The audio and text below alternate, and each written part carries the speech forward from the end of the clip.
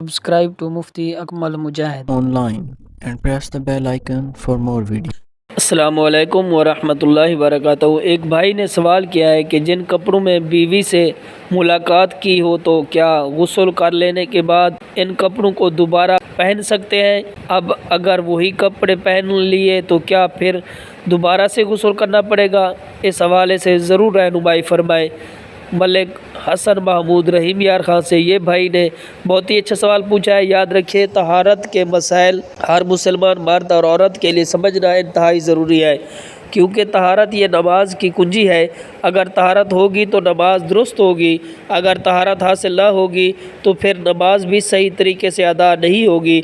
इसलिए तहारत के मसाइल से जानकारी इंतहाई ज़रूरी है। अब भाई ने जो सवाल पूछा है कि जब बंदे ने अपनी बीवी से हम बिस्तरी की इस दौरान जो कपड़े उन्होंने पहन रखे थे तो क्या गुस्ल करने के बाद दोबारा उन्हें कपड़ों को पहन सकते हैं? अगर इन्हीं कपड़ों को पहन लिया तो क्या कहीं ऐसा तो नहीं कि फिर दोबारा से गुस्ल करना ज़रूरी होगा?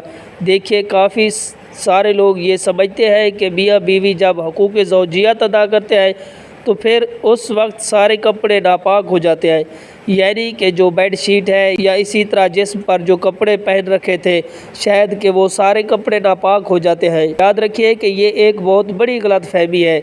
मियाँ बीवी ने जब मुलाकात की तो उस वक्त जिस्म पर जो कपड़े थे या जो लिफाफा वगैरह रखा था या इसी तरह जो बेड शीट वगैरह मौजूद थी, अगर इन कपड़ों पर निजासत लगेगी तो फिर कपड़े का सिर्फ इतना ही हिस्सा नापाक होगा, पूरा कपड़ा तब भी नापाक नहीं होगा। सिर्फ जिस हिस्से पर निजासत लगी है उस हिस्से का पाक करना ये ज़रूरी होगा।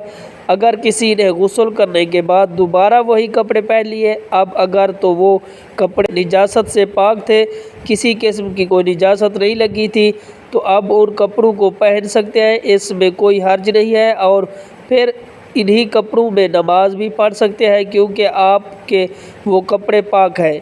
लेकिन अगर उन कपड़ों के ऊपर निजासत लगी हुई थी और फिर वो निजासत गुस्ल करने के बाद आपके जिस्म पर लग गई तो तब भी जिस्म का सिर्फ इतना ही हिस्सा पाक करना होगा जिससे पर निजासत लगी है। पूरा गुस्ल दोबारा करना ये ज़रूरी नहीं है। इस हवाले से काफ़ी लोगों की ये सोच होती है कि हकूक़ ज़ौजियत अदा करने से शायद सारे कपड़े नापाक हो जाते हैं। तो याद रखिए, ऐसा कुछ भी नहीं है, बल्कि कपड़े का सिर्फ इतना ही हिस्सा नापाक होगा जहाँ पर निजासत लगेगी।